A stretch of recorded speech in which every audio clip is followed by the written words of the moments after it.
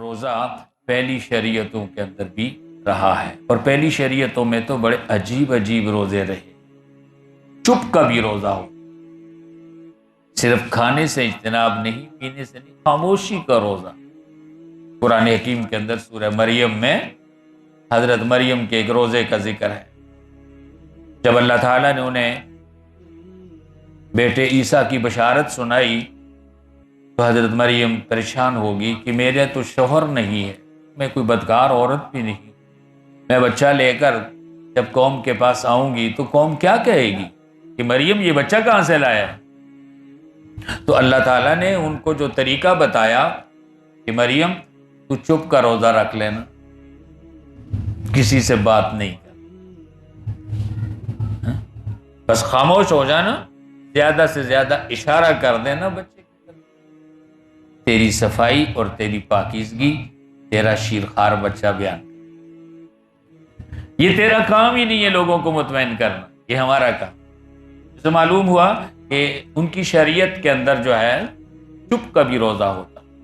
تو بہرحال اللہ تعالیٰ نے یہ روزے جیسا عمل اس امت کے لیے، اور بڑا قیمتی عمل ہے۔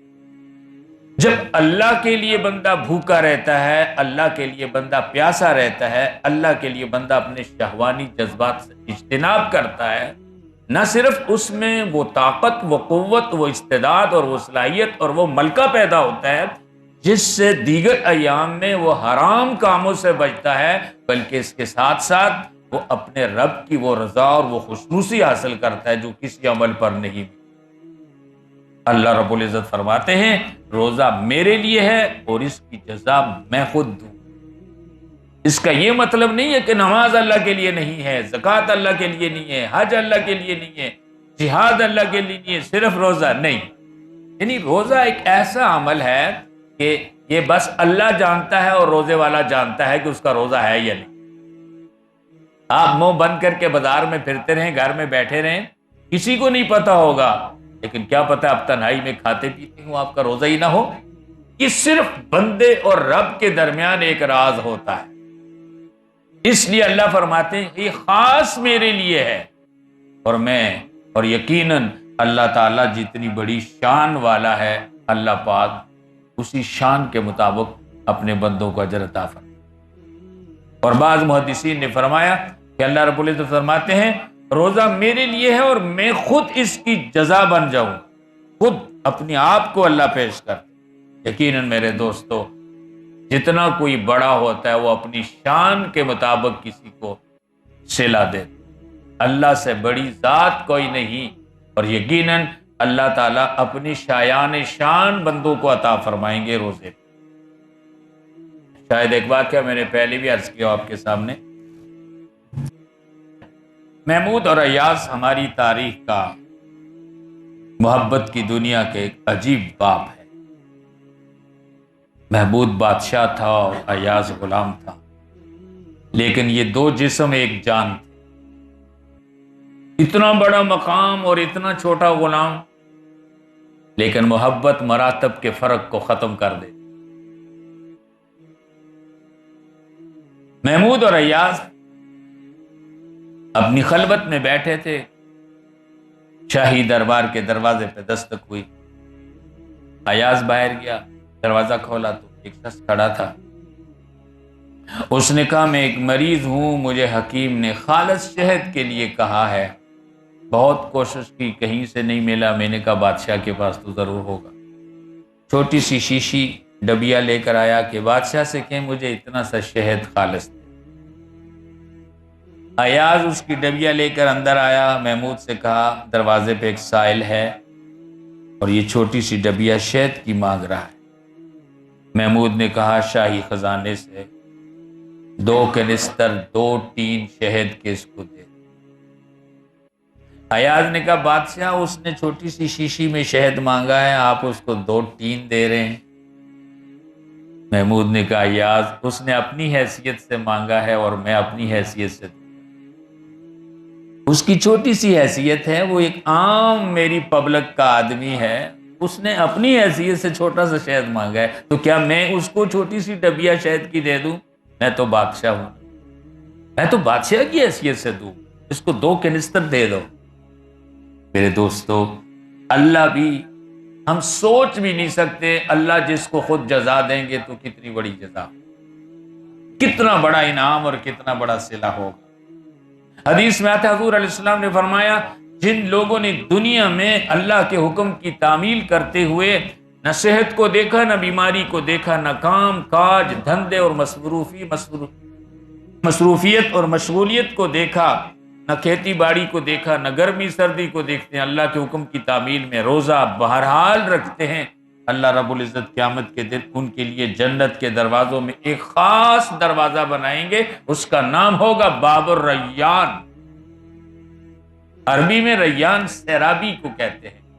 اگرچہ روزے میں بھوک بھی لگتی ہے، پیاس بھی لگتی ہے، لیکن بھوک کو انسان زیادہ برداشت کر لیتا ہے، پیاس برداشت نہیں۔ شدت کی چیز، تکلیف دینے والی چیز، روزے میں بھوک نہیں ہوتی، پیاس ہوتی۔ اللہ نے اس مجاہدے اور اس مشقت کے مناسبت سے ایسا دروازہ بنایا ہے۔ آج دنیا میں آپ دیکھیے، لوگوں نے بڑے لوگوں کے لیے وی آئی پی گیٹ بنے ہوتے ہیں۔ آپ ایئرپورٹ پہ جائیں تو وی آئی پی گیٹ ہوتا ہے جس سے عام شخصیات جاتی ہے، عام لوگ وہاں سے نہیں جا سکتے۔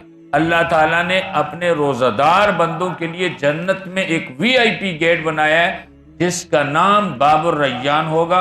حضور علیہ السلام نے فرمایا، قیامت کے دن اللہ کا ایک منادی پکارے گا، کہاں ہے روزے دار؟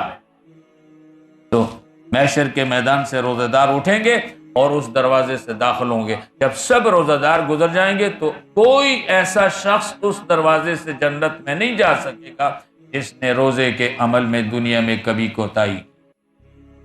تو یہ اللہ تعالیٰ کی طرف سے صلہ ہے۔ اور اس آیت مبارکہ میں روزے کا ایک اور ثمرہ بیان کیا، لعلکم تتقون، شاید کہ تم متقی بن۔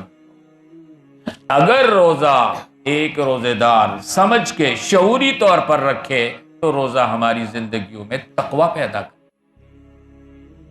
تقوی ایک ہتھیار ہے جس سے انسان گناہوں سے بچے، اور حضور علیہ السلام نے فرمایا، التقوی ہاہنا ہاہنا ہاہنا، تقوی یہاں ہوتا ہے، یہاں ہوتا ہے، یہاں، یعنی دل میں ہوتا ہے، قلبی کیفیت ہوتی ہے اللہ سے ڈرنے اور خوف کی کیفیت۔ اب دیکھیں نا، ایک آدمی اگر روزے سے، تو وہ اگر تنہائی میں ہے، بند کمرے میں ہے، بند مکان میں ہے، کوئی انسان اس کو دیکھنے والا نہیں، وہاں بھی اس نے نہ کھانا ہے نہ پینا ہے، حالانکہ اسے دیکھنے والا کوئی نہیں، اس کو روکنے والا کوئی نہیں، اسے ٹوکنے والا کوئی نہیں، لیکن اللہ سے ڈر کر وہ اگر تنہائی میں بھی اور خلوت میں بھی کھانا پینا چھوڑ دیتا ہے تو اس کے اندر پھر اللہ کا خوف پیدا ہوگا۔ اور غیر رمضان کے اندر بھی وہ چاہے جلوت میں ہو، سرے بازار ہو، گھر میں ہو، تنہائی میں ہو، ویرانے میں ہو، جنگل میں ہو، بیابان میں ہو، صحرا میں ہو،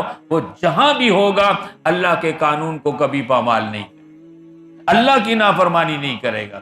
تو اس سے تقوی پیدا ہوتا ہے ہمارے دلوں کے اندر۔ تو اللہ رب العزت فرماتے ہیں، ایمان والو، کتب علیکم الصیام، تمہارے اوپر روزے فرض کیے گئے، کما کتب علی الذین من قبلکم، جیسا سے تم سے پہلے لوگوں پر، لعلکم تتقون، شاید کہ تم متقی اور پرہیزگار بن۔